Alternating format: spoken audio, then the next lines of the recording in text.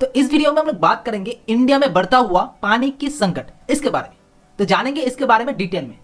देखिए एक्चुअली में क्या हुआ है कि आपको पता होगा कि इंडिया में एक्चुअली पूरी दुनिया में 2 वर्ल्ड वॉर ऑलरेडी लड़ा जा चुका है। वर्ल्ड वॉर 1 भी हुआ था जर्मनी के वजह से और दूसरा भी हुआ था जर्मनी की वजह से। बहुत सारे कंट्रीज पे अटैक बोल दिया जिसके चलते हो गया वर्ल्ड वॉर 1 एंड 2। लेकिन कहा यह जाता है कि 2020 मतलब 21st सेंचुरी में अगर कहीं भी थर्ड वर्ल्ड वॉर हो जाए तो इसका रीजन होगा कंट्री का जो टेरिटोरियल डिस्प्यूट है, इसके लिए नहीं, यह होगा वाटर के लिए। तो जानेंगे इसके बारे में डिटेल में बट आगे। और हाँ, इंडिया के पास जब नेबरिंग कंट्री लाइक पाकिस्तान और चाइना हो तो कहीं ना कहीं इंडिया को इस चीज का खतरा बना रहता है कि ये वाटर क्राइसिस इंडिया के जो जंग का रीजन ना बन जाए। तो जानेंगे इसके बारे में डिटेल में बट आगे बढ़ने से पहले अगर आपने चैनल को सब्सक्राइब नहीं किया है तो चैनल को सब्सक्राइब जरूर कर लीजिए। देखिए वाटर एक बहुत ही इंपॉर्टेंट चीज है हमारे डेली लाइफ का, बट आपको ये कभी नहीं लगा कि वाटर अर्थ पे आया कैसे। साइंटिस्ट ये कहते हैं कि अर्थ में वाटर आया कहीं ना कहीं एस्टेरॉइड से। आपको पता होगा मार्स और जुपिटर के बीच बहुत सारे एस्टेरॉइड्स हैं। तो कहा यह जाता है कि बहुत साल पहले उनमें से ही एक एस्टेरॉइड धरती पे आके गिरा जिसके चलते हमारे धरती पर बहुत ज्यादा पानी आ गया। अब आप कहोगे कि ये चीज साइंटिस्ट लोग कैसे अनुमान लगाए, क्योंकि एस्टेरॉइड में जो ड्यूटेरियम और हाइड्रोजन की जो रेशियो है वो काफी हद तक अर्थ पे रहा। जो हमारे जो सीज है, हमारे जो समंदर है, उस पर जो ड्यूटेरियम और हाइड्रोजन का जो रेशियो है वो काफी हद तक सेम है। तो ये था वाटर का थोड़ा बहुत हिस्ट्री। और माना यह जाता है कि अर्थ पहले बहुत ज्यादा हीटेड हुआ करता था, हीटेड एक प्लेनेट, बहुत ही हॉट प्लेनेट। इस तरह के जो एस्टेरॉइड गिरने के बाद उससे जो पानी निकला जिसके चलते अर्थ कूल डाउन हो गया। अच्छा, अब आते हैं इंडिया का वाटर क्राइसिस के बारे में। देखिए दुनिया का 18% पॉपुलेशन इंडिया में है, लेकिन दुनिया का जो फ्रेश वाटर है ना उसका सिर्फ और सिर्फ 4% वाटर रिसोर्सेज इंडिया के पास है। मतलब 18% पॉपुलेशन के लिए सिर्फ और सिर्फ 4% वाटर। ये काफी हद तक चिंताजनक बात है, क्योंकि आप सोच के देखो बहुत ज्यादा पॉपुलेशन है और इसके लिए बहुत ही छोटा हिस्सा पानी का है। तो अगर हम लोग इस वाटर को सही से मैनेज नहीं किया, हम लोग इस वाटर को सही से यूज नहीं किया तो वाटर क्राइसिस देखना काफी इनएविटेबल होगा इंडिया जैसे कंट्री में।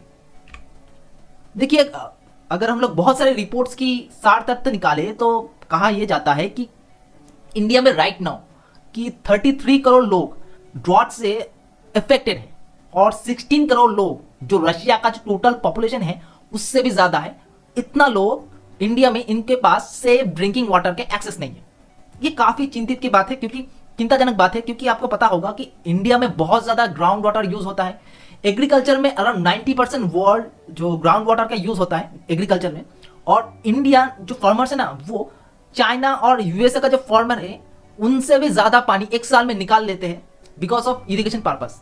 और आपको पता होगा कि इंडिया में शुगर केन का बहुत ज्यादा प्रोडक्शन होता है, राइस, व्हीट, जूट, इस सब में बहुत ज्यादा पानी लगता है जिसके चलते इंडिया में जो ग्राउंड वाटर है इसे यूज किया जाता है। तो काफी ज्यादा एग्रीकल्चर के लिए पानी का ग्राउंड वाटर का यूज किया जाता है। दूसरी जगह पे है इंडस्ट्री। इंडस्ट्री में भी काफी ज्यादा, मतलब पहले तो अभी रिवर से पानी यूज होता था, अभी ग्राउंड वाटर का भी यूज शुरू हो चुका है। तीसरा है पुअर वाटर मैनेजमेंट। देखिए इंडिया में जो वाटर क्राइसिस है ना इसका जो सही में अगर रीजन बताए तो ये है पुअर वाटर मैनेजमेंट। आप एक नल बना दिए और उसके अंदर टैप वाटर बना दिए। नल है लेकिन उसके ऊपर टैप नहीं है, जिसके लिए समय से पानी तो आता है बट उसे पकड़ने के लिए जो टैप चाहिए वो नहीं होता है, जिसके चलते बहुत ज्यादा वाटर वेस्टेज होता है। बहुत सारी जगह पे जो पाइप्स बना हुआ है उसमें लीकेज है जिसके चलते बहुत ज्यादा वाटर वेस्टेज होता है। ये तो हो गया एक पहलू। दूसरा पहलू ये है कि इंडिया में जो बोरवेल्स है वो 1960s में था कुछ 10,000 के करीब, और आज 2021 में बन के वो इंक्रीज होकर बन चुका है 2 करोड़। तो कहीं ना कहीं ये चीज बहुत ज्यादा हेवीली इफेक्ट करता है हमारा जो ग्राउंड वाटर है इसको। उसके बाद अगर हम लोग क्राइसिस के बारे में बात करें तो इंडिया में 2 लाख से भी ज्यादा लोग हर साल मारे जाते हैं बिकॉज उनके पास सेफ ड्रिंकिंग वाटर के एक्सेस नहीं है। अब आप कहोगे इससे सबसे ज्यादा अफेक्टेड कौन हुआ है? हमारे सोसाइटी में सबसे ज्यादा इससे अफेक्टेड हुआ है इंडियन वुमेन।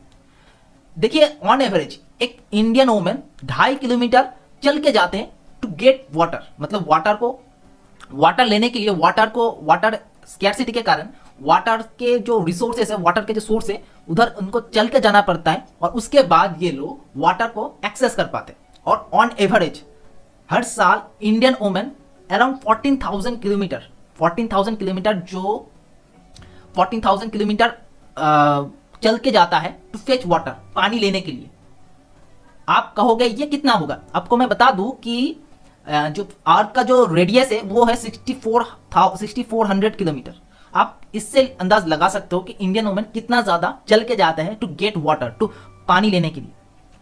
अच्छा, आप कहोगे ये सब प्रॉब्लम्स क्या आगे जाके बढ़ेगा या फिर घटेगा? ये सारी चीज आगे जाके इंक्रीज होगा या फिर डिक्रीज होगा? तो एक्चुअली ये आगे जाके इंक्रीज ही होगा, क्योंकि बहुत सारे रिपोर्ट्स ये कहते हैं कि 2025 तक इंडिया का जो वाटर डिमांड है वो बढ़कर हो जाएगा। मतलब अभी के लिए जो वाटर डिमांड चल रहा है उससे भी ज्यादा बढ़कर वो इंक्रीज होकर हो जाएगा 25%, और 2050 तक वही डिमांड इंक्रीज होकर हो जाएगा 74%। तो आप देख सकते हो कि ऑलरेडी जहां पर इंडिया का जो वाटर मैनेजमेंट सही पे है नहीं, दूसरा चीज इंडियन पॉपुलेशन के लिए वाटर रिसोर्सेज बहुत ही कम है, और at the same time India जैसे डेवलपिंग नेशन के लिए वाटर का जो डिमांड है वो इंक्रीज होता जा रहा है। तो बिकॉज ऑफ दैट आप ये एक्सपेक्ट कर सकते हो कि इंडिया में जो वाटर क्राइसिस है ये बढ़ेगा ही बढ़ेगा, इंक्रीज ही होगा, ये डिक्रीज नहीं होगा। अच्छा, आप कहोगे कि ये ऑल ओवर इंडिया में ज्यादा देखा कहाँ पर जाता है? तो एक्चुअली आपको पता होगा राजस्थान तो ऑलरेडी एक डेजर्ट नेशन है, तो ज्यादातर जो डेजर्ट नेशन राजस्थान के जो नेबरिंग स्टेट है, जो गुजरात है और बाकी सारे जो स्टेट से, जैसे लाल कलर में आप देख सकते हो, इस जगह में वाटर क्राइसिस बहुत ही हेवीली है। वेराज आप ईस्टर्न स्टेट में अगर आप देखो तो कहीं ना कहीं इस जगह में वाटर क्राइसिस कहीं ना कहीं थोड़ा बहुत कम है। अच्छा, इवन नीति आयोग ने भी ये कहा है कि इंडिया का जो सिटी होगा, मेगा सिटीज, जो बिग सिटीज है जहां 1 करोड़ से भी ज्यादा लोग रहते हैं, जैसे दिल्ली, कोलकाता, चेन्नई, आपको पता ही होगा कि चेन्नई में ऑलरेडी वाटर क्राइसिस देखना शुरू हो चुका है। तो ऐसे सिटीज में 2020 तक, मतलब ऑलरेडी 2000 हम लोग 21 में जी रहे हैं, तो 21 इंडियन सिटीज में ग्राउंड वाटर खत्म हो जाएगा। तो इसका सबसे ज्यादा रीजन है कि वाटर जो वेटलैंड है उसे बुझाकर हम लोग फ्लैट या फिर हाउसिंग कॉम्प्लेक्स बनाते हैं। दूसरा चीज ये है कि जो रिवर बिग सिटीज के अंदर से जाता है उसे बहुत ही ज्यादा हेवीली पॉल्यूशन को सामना करना पड़ता है। आपको पता होगा दिल्ली के अंदर से जो जमुना जाता है वो बहुत ही ज्यादा पॉल्यूटेड होते हैं। तो ये सब के लिए जो ग्राउंड वाटर है ये कहीं ना कहीं हर्ट होता है, कहीं ना कहीं ये रिचार्ज नहीं हो पाता है, जिसके लिए जो 21 इंडियन मेगा सिटीज, जो सबसे बड़ा इंडिया का जो सबसे मेगा सिटीज है, सबसे बड़ा मेगा सिटीज, वो सिटीज के अंदर ग्राउंड वाटर खत्म हो जाएगा, और ये काफी चिंतित करने की बात है। अच्छा, आप कहोगे ये ही सब क्या प्रॉब्लम्स है? एक्चुअली प्रॉब्लम्स इधर ही नहीं और बहुत सारी जगह पे है।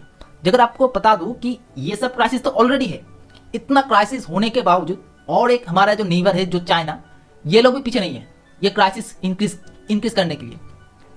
चाइना ब्रह्मपुत्र के अंदर, ब्रह्मपुत्र को मैं बता दूं चाइना में कहा जाता है यालुंग सांगपो। इसके अंदर on this river China 3 major dam बना रहा है। आप इस मैप में देख सकते हो कि इसे कहते हैं, चाइना इसे कहते हैं यालुंग सांगपो, इसे स्पेलिंग करते हैं यालुंग सांगपो के नाम से। तो इस जगह पे ये लोग 3, एक्चुअली इधर भी एक डैम बन रहा है, तो इधर ये लोग ऑलरेडी, एक्चुअली इधर तो ऑलरेडी डैम है, लेकिन इस जगह पर भी ये लोग 3 डैम्स बना रहे हैं। इसका पहला इस जगह पे 1 नंबर पर जो लिखा है वो उसका नाम है जेक्सू, दूसरे पर है जंगमू और तीसरे पर है जियाचा। तो ऐसे 3 डैम्स बनाए जाएंगे। अब आप कहोगे इस डैम बनाने ये डैम बिल्ड अप करने का रीजन क्या है?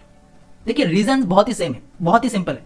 आप इस मैप में देख सकते हो कि चाइना का जो इस रीजन है ना, ये रीजन काफी ज्यादा सूखा है। एक्चुअली इस रीजन में इनका डेजर्ट है, गोबी डेजर्ट, इसे कहते हैं गोबी डेजर्ट। तो ये लोग चाहते हैं कि इस पानी को इस जगह में कन्वर्ट करके, इस जगह पे शिफ्ट करके, ये लोग इस डेजर्ट को हरियाली में कन्वर्ट करें और इस जगह में अपना जो इकोनॉमिक एक्टिविटी इंक्रीज करें। इस जगह में बहुत सारे सिटीज बनाया जाए, मेगा सिटीज बनाया जाए, और ये लोग अपना जो इकोनॉमिक एक्टिविटी है इस जगह में ये लोग इंक्रीज करें। आपको पता होगा कि ज्यादातर कंट्रीज का जो वेस्टर्न साइड है ये डेवलप होता है और ईस्टर्न साइड ये कम डेवलप होता है। चाइना के केस में उल्टा है। चाइना के केस में ईस्टर्न पार्ट ज्यादा डेवलप है और वेस्टर्न पार्ट काफी अंडर डेवलप्ड है। तो चाइना चाहता है कि अपना जो वेस्टर्न साइड है, जो वेस्टर्न चाइना है, इसे ये लोग डेवलप करें। जो तिब्बतन एरिया है, ऑटोनोमस, जिसे चाइना कहता है कि ऑटोनोमस रीजन, ये लोग इसे डेवलप करें। तो ये रीजन है चाइना का इस रीजन में डैम बनाने का। दूसरा रीजन ये भी है कि ये लोग इंडिया को प्रेशर में रखना चाहते हैं। जब रेनी सीजन आए तो ये लोग इस डैम्स को खोल दे और इस जगह में बाढ़ आ जाए, जिसके चलते इंडियन गवर्नमेंट इस जगह में आर्मी का जो इंस्टॉलेशन है वो सही से मेंटेन ना कर पाए।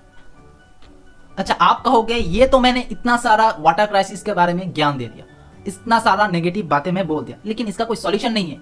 तो इसका सही में सॉल्यूशन है एक ही, better water management. Yes, better water management, इसके जरिए ही हम लोग अपना जो वाटर क्राइसिस है इससे हम लोग फेस कर सकते हैं। दूसरा चीज मैं आपको ये इंटरेस्टिंग दूसरा चीज मैं आपको बहुत ही इंटरेस्टिंग एक इंफॉर्मेशन दे दूं कि इंडिया में हर साल 3000 बिलियन क्यूबिक मीटर पानी चाहिए होता है। इंडिया में रेनी सीजन में 4000 बिलियन क्यूबिक मीटर रेन बरसता है। तो आप अगर मैं आपको सही से कहूँ कि इंडिया का अगर रेन जो रिवर्स है वो भी सही से काम ना करे, तब भी हम लोग अगर अपना जो बारिश का पानी है वही सब सीधे सीधे तौर पर सही से मैनेज कर लेना, तो कहीं ना कहीं हम लोग अपना जो वाटर क्राइसिस है उसे सही से मैनेज कर पाएंगे। तो ये था सॉल्यूशन, और आई होप इसी बात पे वीडियो को एंड करते हैं। आई होप आपको वीडियो अच्छा लगा होगा।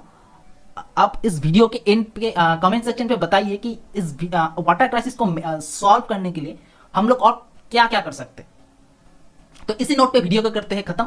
आई होप आपको वीडियो अच्छा लगा होगा। मिलते हैं अगले वीडियो पर, तब तक के लिए गुड बाय।